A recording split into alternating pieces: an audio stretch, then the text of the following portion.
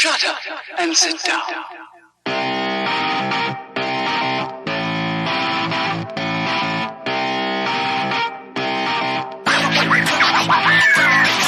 What's up, everybody? Welcome back to Third Shift. This is episode 240. I, of course, am your host, your funky leader, the greatest man who's ever lived, the happiest man alive, because it's a quarter-end special. The Third Shift is to end a quarter-end, and I still got to go to work in the morning. Oh, man, it's so great. It's me. It's Matt.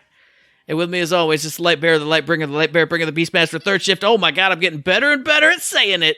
It's Eric. I thought he wasn't going to be here, but he's here. Eric. I did make it. How was your week this week, my dude?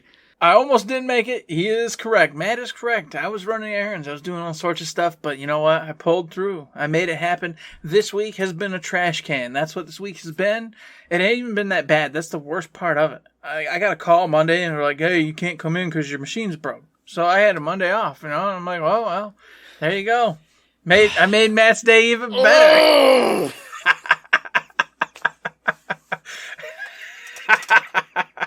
I wanted to drop that one live, folks. I made sure not to tell him until we were on air. I want to break this microphone right now and be like, "Oops, sorry, that's the show. That's it, everybody. You get a 1 minute, 5 second show." This is the beauty of it: is Matt gets to feel what I feel every time. Because back in the day, in the old days, Matt would typically get one of the weekend days off, the Saturday or the Sunday. They would do the halfsies. And so Matt would, of course, afterwards come after me. Yeah, that quarter end sucks. And it did suck. It sucked for him and it sucked for me.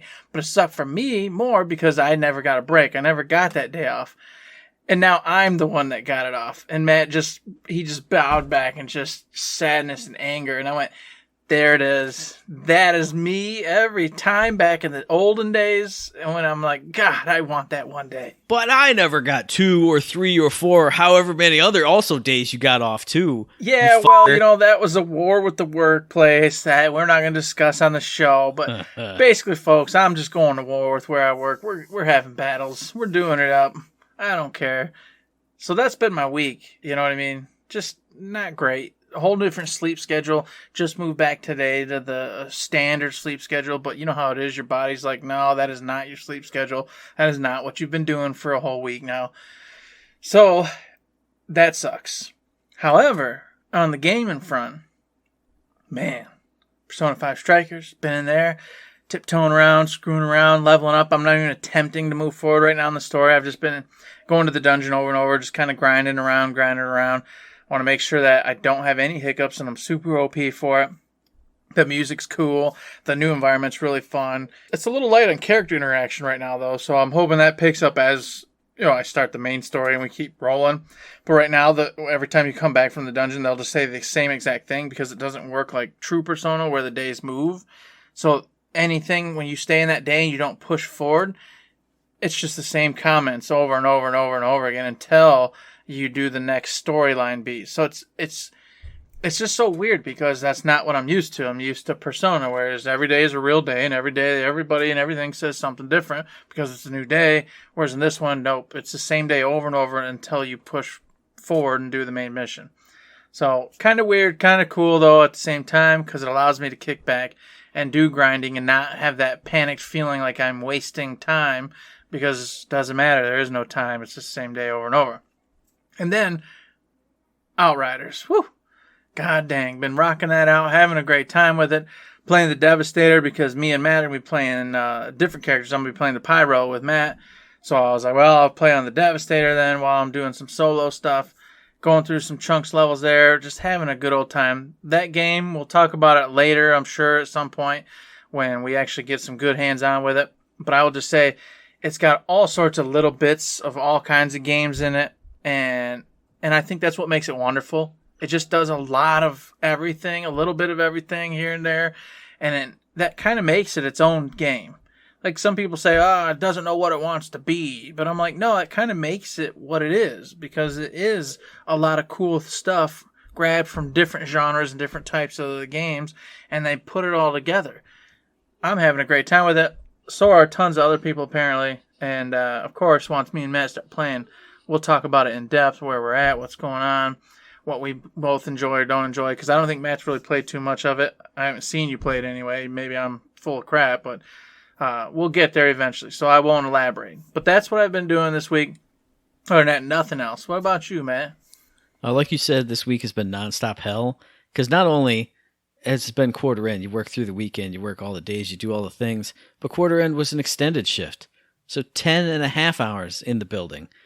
The one good thing was, since it was an extended shift, I said, screw it, no more half-hour lunch. I'm doing a full-hour lunch, and I'm playing Animal Crossing New Horizons to just decompress my whole brain. Just my brain was like falling out of my ear, and I just crammed it back in, and I just go, Animal Crossing. Having fun, doing things. I don't think I've even done anything important, haven't redesigned the island, haven't done anything like that, but just be in that world, doing the dailies, doing little small things, optimizing this little area over here, polishing up this over here. No big projects, but just trying to get the things that were coming together just a little bit further along. And that's been good. And then every time I come home, I was fiending for it last week. I think I've fiended all the fiending that I can do in Ghost of Tsushima Legends mode. I got all but the one trophy that we will never get, because that's beat the raid, and you need 4 actual humans to do it. And you can't matchmake on the raid, which I can't believe. That is the stupidest thing in the entire world. I'm going to have to go on Reddit and be like, hey guys, anybody want to work with a guy who hasn't even been in it because he doesn't even know and like doesn't really want to talk to you but just wants to get the trophy? Hey, anybody want to do that on Reddit out there? Let me know. Hey, I'll play it with you. I got all the different roles up to level 20, so that's the last trophy other than beat the raid. Had a great time, mostly. Had some really awful matches. Carried a bunch of really cool matches. Just had a bunch of fun, because each role has just its own completely different play style, as long as you're playing to that role's strength. Like, you can go in and sword fight with a Ronin and do all the counters and parries and stuff, but when you are a samurai, it goes 10 times better. And you don't realize it when you're doing it, because you feel cool as all the other roles doing your sword fighting, but that's what the samurai is made for. And you get in there, and going from, I was always second or third place on, the kills scoreboard, just because I was all these other roles. Get a samurai, just boom, instantly, you're top of the scoreboard every single time, because you just melt people. It's great, and it feels great, and it is great, but now I guess I'm done with it, unless we ever get 2 more humans to do that raid with us, which will never happen. Very slim. Since I got that trophy, since I beat Ghost of Tsushima, I 100%ed it, even though my trophy list will tell you otherwise. I was like, man, what do I need? Because Ghost of Tsushima is fun, but it's dirty and ugly and nasty, and you fight these Oni, and they're ugly, and they hit you and you bleed. I was like, man, I need something else. Animal Crossing is fine at work, but you can't play it all night long unless you got a project going on. And I went, you know what? Xbox, boot up. Haven't booted you up in a while. And it went, shing, hey, remember you were playing new Super Lucky's Tale? And I went, I do remember that. And I remember it being cute and fun and colorful and easygoing and just a good little 3D platform experience. So the last 2 days since I beat Ghost, I've been playing that again and just do a level or 2 here and there, easily 100% the level, go find all the secrets in it. And it's just a fun, easygoing time. And that's what I needed on a week full of hell, just nonstop misery. So new Super Lucky's Tale. It's a good time. Animal Crossing is a good time. Ghost of Tsushima is a good time. It wasn't a good week. I'm not going to get myself up there like I always do. But in game world, it was okay. And before we move on, I just want to remind you, Games Pass came out with that really cool game you were talking about playing, and I was talking about checking out as my indie for April. Mm-hmm. I want the moon and the weird dude or whatever it's called. Yeah. It's installed. It's on my crossbar because I booted it up like at the start of quarter end, and I was like, I'm going to do this. And I saw like the title swirls and the logos coming up, and I went, this is not the time for this. When it's normal times and I'm ready for something cool to do, that's when I'm going to play Genesis Noir. It's there. I'm not going to forget about it, but it's there. Okay, perfect. Because, you were talking big up on it and it got me wanting to check it out. And I'm like, yeah, but I was in the same boat as you. I'm like, nah, this week is not the week for me to test out the waters on some indie game for the month. I need to just play something I know I can just love and play, and that's all I'm going to do. Here we go. Pew! And like you said, I haven't played much Outriders because I was torn. I was like, well, I could play it, but you know me. I don't like replaying content. Mm-hmm. So if I play as the Technomancer, all a bunch of levels, and then we start our, not new characters, but we start back in with the original characters we did the demo in, and I start playing that same content, I'm going to go, And sure, we'll be drinking beers, but you know how it is for me. So, haven't been doing much of that, but have been hearing nothing but good stuff about it. So I'm excited to play it, but I'm also excited to play It Takes Two, so we're going to have to fight back and forth. And you got to get an Overwatch and get that new Zarya skin. Jeez Louise. We said we weren't going back to Overwatch. That's what we said. We said we're never lied going to back. ourselves, Eric. We lied to ourselves. I didn't know that skin was coming back out. Oh, man, you're a terrible human. I didn't know that was coming back out, but what I did know is we're coming back around to shift codes for golden keys at Borderlands 2, so hit up the Twitter, the Red Forums, the Instagram, hit up your preferred ship provider, get yourself some free loot in a fantastic game that we're never going to play again because we played through it 3 times. Dang straight. That is very correct, Matt. We will not be playing through that one ever again because we've done it too many times, and we've gone through too much other stuff and got too much other stuff to be playing. So for all you who do want it, hey, have a great time with it. It was fantastic, and it served us well for many years. And speaking of other stuff to be playing, hey, today is the day. What? And we haven't touched this either. This is another thing we got to play. Oh, my God. In Borderlands 3, the director's cut. It launched today. It's out right now. Have you got it downloaded on your PS5? No, you had too much stuff to do. Have I been doing it? No, I had too much stuff to do, too. Oh, my God, Matt. I can't take this world right now. I can't do it. But I will say... Obviously, we knew about the raid boss, the Ava side missions, which we're both very excited about, the behind-the-scenes content, which I'm very excited about. They posted up like an animatic of like the after Maya's thing, and everyone was like, "Oh my God, I can't believe this! Whoa, this makes Ava seem so much cooler." And I went, "Yeah, but okay, two different tangents I want to yell about here. First off." Everybody says, "Oh, why'd they cut this cool story content?" Do you remember every single comment on Twitter? Like 2 seconds after the game launched, they were like, "The game's out." What did every single person on Twitter say? "I gotta be able to skip the story. I hate the story. I don't want to see story. I want to skip the story." Yep, that's all anybody said. That's probably why they cut it, because nobody wants to watch story in Borderlands. I like story. You like story, but literally everyone else in the world apparently hates story. So why are you surprised that they cut a cool story sequence at a big cutscene? Why? Come on. Because it would have taken lots of people to develop that, make that actually work, and you would have been mad because you had to sit there and listen to it. It wouldn't have done anything great.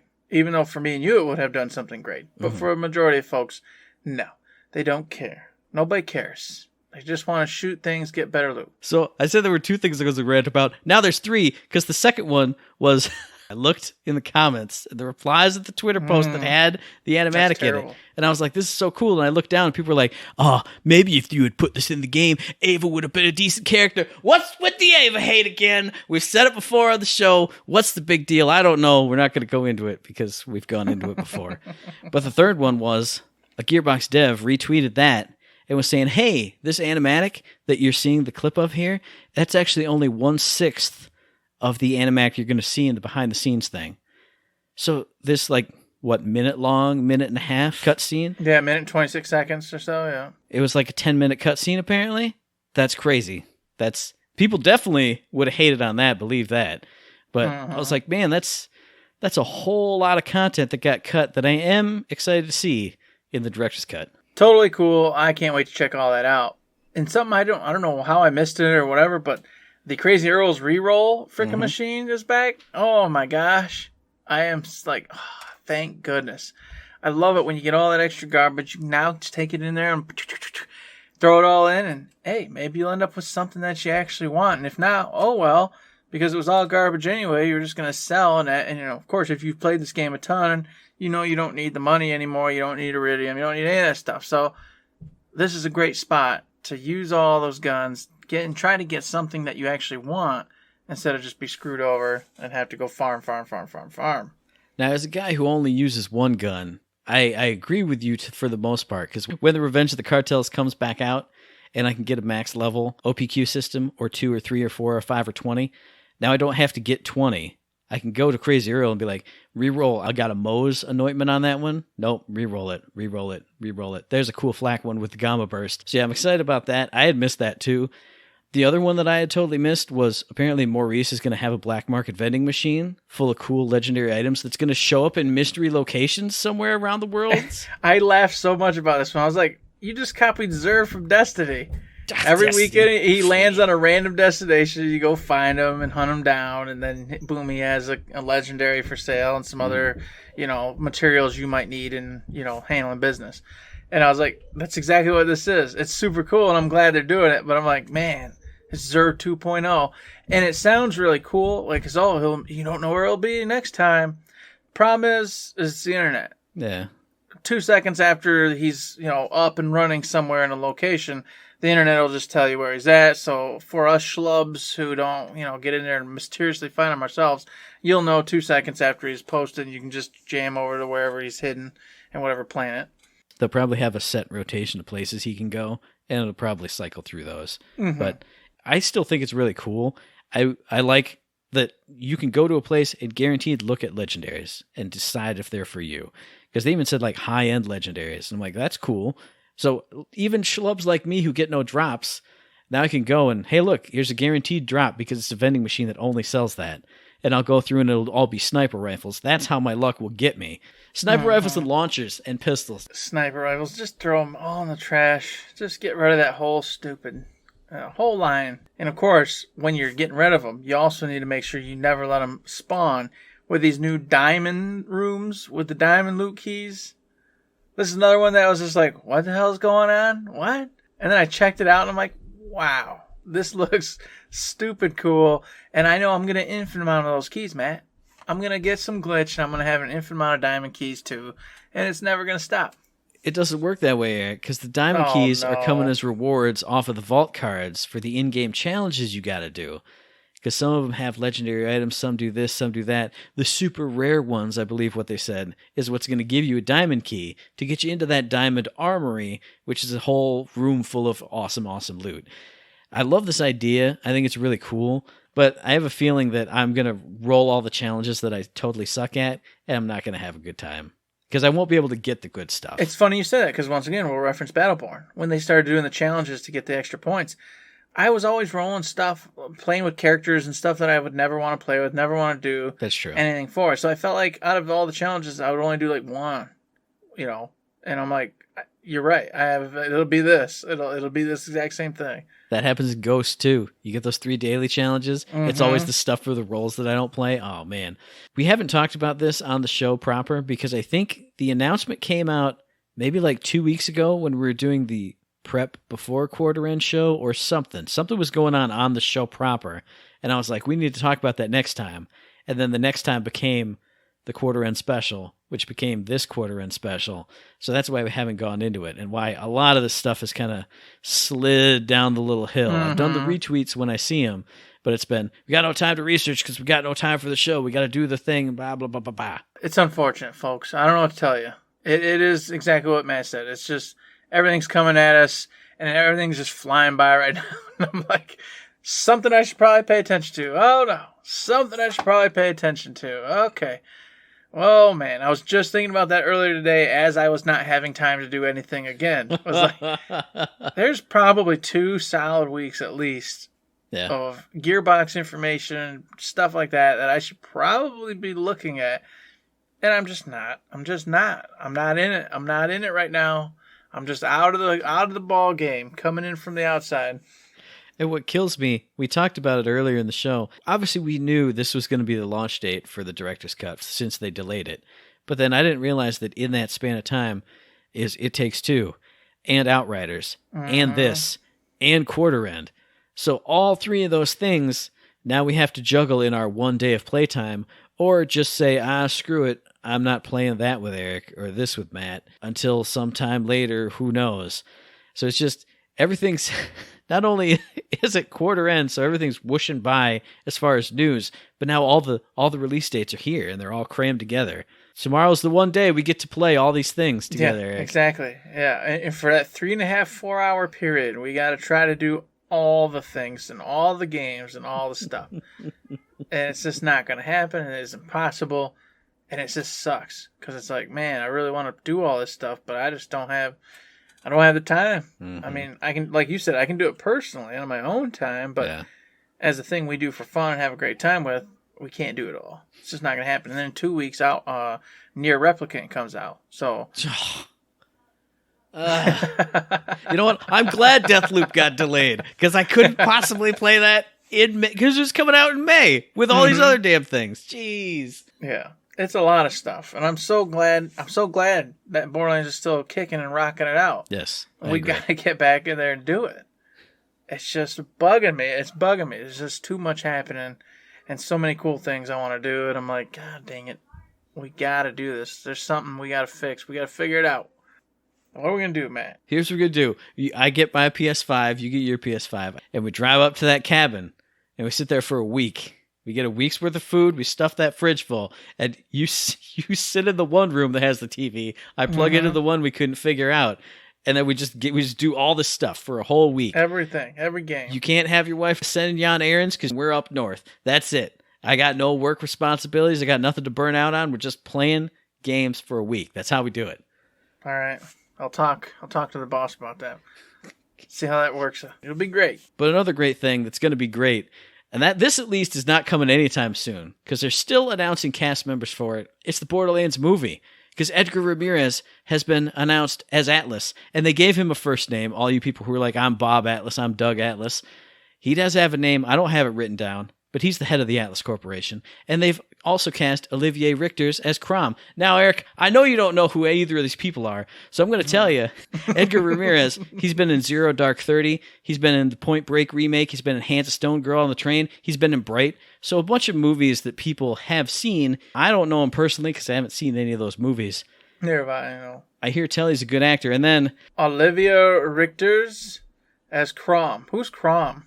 Why am I drawing a blank? I don't know if he's an actual character from Borderlands. I would assume it would be Borderlands 1, but they said like a big minigun wielding psycho. So if you remember a big boss from 1 that's Crom, I don't know. Probably. I have no idea. It's been so long. I played through half of Borderlands 1 again back, when the remake or whatever came out, but I don't remember no Crom up to the halfway point. So now this guy, he's a big Dutch guy, big Dutch bodybuilder. I looked him up on his Wikipedia page to see if he'd been in any movies, and he's had, small parts here and there. He's going to be in Black Widow. He's going to be in The King's Man as muscular guy, big giant guy. And he's going to be in Borderlands as Crom. Oh, yeah. He's like the head of the psychopaths or something. I think that go. was their whole shtick with it, was he was like the big dog of the psychopaths. So there you go. That's what he's going to be doing. And now, of course, that brings us to the whole... No. We're not going away from this guy because I pulled up his Wikipedia article. What did he do? What did he do?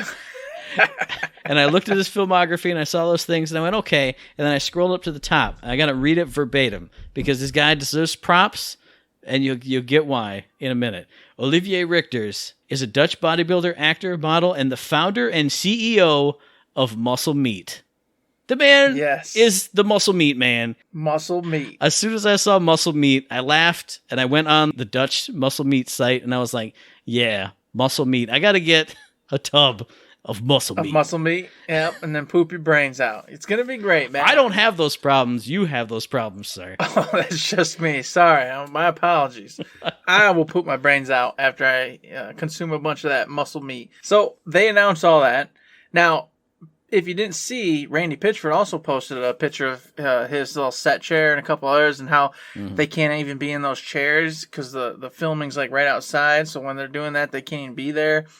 So they're still far away, but they are indeed already filming and screwing around on this movie. That made me wonder because I saw it and I got excited. I was like, yeah, they're filming. But then they just kept announcing cast members. And I went, but do you do that when you are still filming? Or are they like filming it in chunks? Like, we have these cast members for this time. And these 6 are here and ready, yeah. It made me wonder if it was like, and then I put my tinfoil hat on and I was like, is that even a real picture he showed? Or is that something they mocked up for like a meeting they had? Are they actually filming? Because he did say they're filming like right across the street. So the more I'm coming to learn about movies, I think they're actually filming. Because from what it's coming to my understanding, I used to think when you did a film, you got everybody on board. All your actors, everybody came in, and that's what you did for 6 months, 7 months, whatever it was. But I'm starting to see that that's not the case. They'll be like, we need you 3 for the next 2 weeks over here. We're going to be doing all the scenes where we're traveling across Winterland and da-da-da-da. Okay, go away. I need you 4 over here and you to come back for all the scenes of Koch Kitchka and whatever. So it makes sense. They already had casted some of their characters and they're doing the scenes with said characters while they have them. And then as they bring more on and figure things out, then they go... rip apart the scenes with all those said characters. And then, of course, the movie magic gets done. It all gets popped together, edited, and da-da-da-da-da-da, and voila. Now, is voila what we're going to get? because this story is not Borderlands as you know it in the video games. Mm-hmm. They've changed it completely, and it's its own tale in a nutshell. And I'm partly excited about that because video games, as we've seen a million times, often don't work as movies. So by them taking characters you love and kind of keeping the essence of their character, but doing something completely different that, you know, is going to, quote fingers, work for a movie, that gives me hope that this is going to succeed and be really cool. But on the same token, being a fan of the games and having loved those characters in the particular games, am I going to be jaded? You know, am I going to watch this and be like, what the hell are they even doing? This is basically just some kind of action movie that says it's Borderlands. It has nothing to do with what Borderlands is. That's my fear. But my hope is that there's a director on board who's like, hey, look, I know how movies work, and I'm going to turn this into a movie that works. That would be awesome, because I don't want to see it flop. I don't want to see it be garbage. But on the other end of it, I don't want it to not be I don't want it to just be Borderlands in name, and it's just basically just some random sci-fi Mad Max type schlub movie. Randy Pitchford tweeted out the other day, because I think he's probably gotten plenty of questions and or backlash from the Twitter people. Mm-hmm. I'll just read it verbatim because I like reading things verbatim today. The Borderlands cinematic universe is not identical to the video game universe. We're authentic to characters, tone, and style, but allow for independent storylines. The mediums are not the same, so the content should not be bound to the same rules. That, just like you kind of said, that gives me hope that it's what we talked about on the show. That I want a Borderlands movie, but I don't want to just see Borderlands, the game that I played through. So putting their own spin on characters or relationships and like their past and interactions with each other gives me hope that it might not be what I know Borderlands to be, but it could be cool. And that's what I'm hoping too. And I wonder with Jack Black being Claptrap, are they going to change it up to where he's more of like an android? So his actual character, Jack Black, he will actually be there, and he'll just be some sort of, you know, he'll be a robot, obviously, but you know, I just don't see him using Claptrap on a Uniwheel and then just having voicing and CG it the whole way through. But if you don't, then that's not even Claptrap, because Claptrap's Claptrap. Right. But as he said, this isn't going to be Borderlands as you know it as a game. We're changing it to be a movie, which means we can take, you know, leeway and a little bit of this and that and do what we got to do to make it work in this format. So, like, that's what I'm wondering. And then on that note, I was like, what a weird choice to have Tiny Tina in the movie. Because Tiny Tina is amazing in the game. She's just super bonkers, bizarro. But to me, that does not work in movies. Almost ever. Almost ever. And I'm like, wow, you're trying to make a movie here so that people actually enjoy and like it. And you chose one of the most video gamey type characters to be in it. That's true, but I feel like Tiny Tina's one you could tone down or make... not tone down, but like make more serious, so she's not completely bonkers, but she has this twisted past and it's kind of, you know, twisted her up inside. Mm-hmm. You could make her darker without her being bananas. You get what I'm saying? Yeah. And maybe that's the route they'll go. I mean, but she literally rides around on Krieg's shoulders. I mean, there is an element of bonanzos to it. But that's a small person in a big battle. You're going to ride around on somebody. You're going to be Blaster Master. But I think dialing back to the Claptrap thing, I feel like Jack Black's not a robot. You wouldn't build a robot that looked like Jack Black. Give him like yellow tones, you know, black and yellow. You wouldn't make a robot that looks like Jack Black. I'm not gonna say this in a mean kind of way, but that doesn't make sense. He's got to be a CG kind of creation thing. And I feel like if there's one thing that you could do 100% straight from games to movies, it would be Claptrap. I mean, you could do him as like a generic animatronic type of robot, but I feel like that's the mascot character of Borderlands. Yeah. You can change Lilith, you can change Roland, you can change Krieg or Tiny Tina or any of these characters, but if you have Borderlands, you have to have Claptrap. Just like you could do any kind of Star Wars show or medium, change characters, animated, series, CGI, but R2-D2 is always just going to look like that because he's the mascot. That's it. Well, the only reason I worried at all, really, is because you got to have money. You got to have a big budget to do a CG character throughout the whole thing and make it work, make it look good. And that was where I started to get nervous because I'm like, well, what's their budget? Like, Star Wars did it. Obviously, BB-8, that little robot looked incredible. The whole movie, the whole way through. But that's also a physical prop, too. Yeah, I know, and that's what I'm saying, is maybe they'll do it that route, because that costs a big money to do that type of actual animatronics, or whatever the hell you want to call it. That's big money.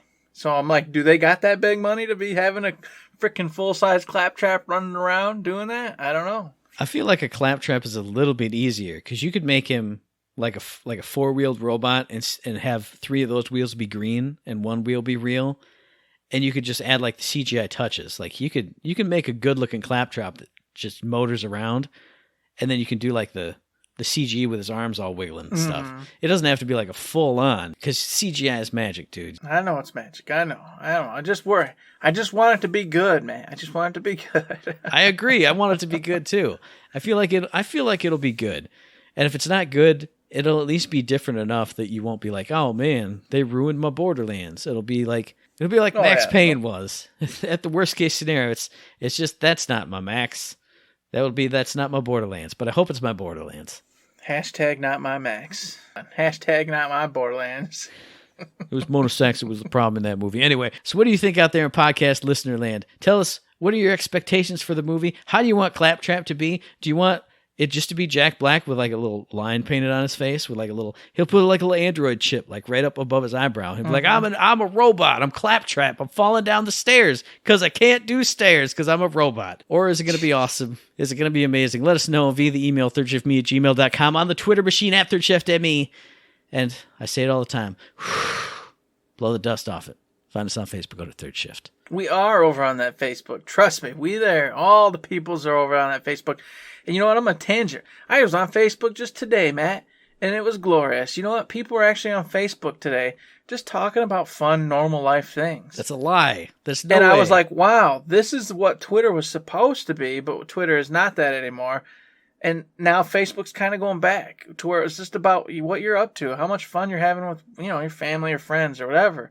Well, it's crazy. Come on over to Facebook, you guys. We're having a good old time, just living our lives and having fun. There ain't no craziness going on over there. I'm not going to say you're wrong. I'm just going to say, like I always do, you got to curate your Twitter feed just like you curate your everything else. I follow people who have a great time and have wonderful days all the time.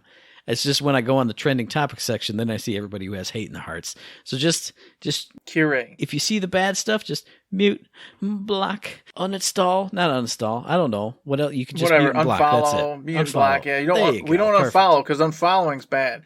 That makes people dislike you, so you have to mute them. That's just the way it goes. No comment. That's what I was told on the Twitters. Okay, listen. Now, we're going to get back to the whole thing here. Hey, you can find us on Facebook, or you can head on over to the old Patreon. That's right, boys and girls. We do have one. We treat it like a tip jar. No big deal. No rush, no huss, no fuss. You like what we're doing? Consider throwing $1, $2, $3, some other bucks our way. Helps us keep the lights on over here in the old podcast land. Keeps us buying things that help us keep operating. You know the rigmarole. We and Matt, we both have real jobs, which this is a real job, but it's not our real job. We got things we're doing. So this is just a hobby. This is for fun. So anything you guys and gals and folks out there do for us, super greatly appreciated. And it does not go unnoticed. We thank you now, and we have thanked you a million times in the past, and we'll thank you in the future.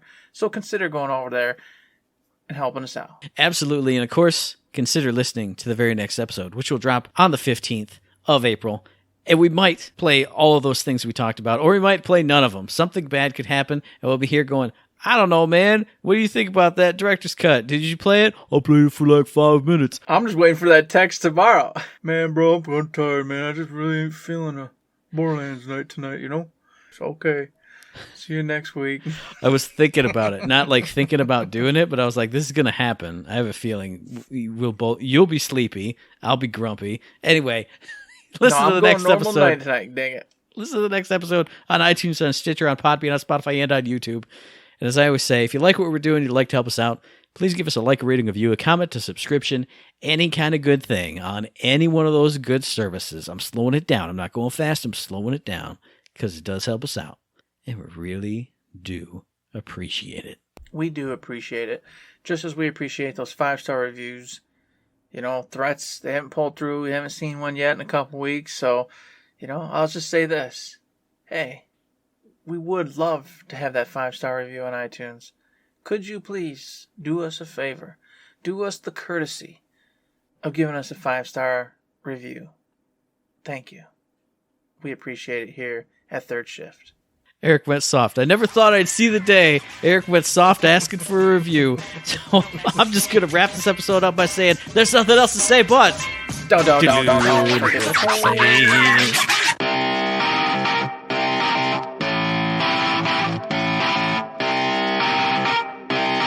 Shut up and sit down.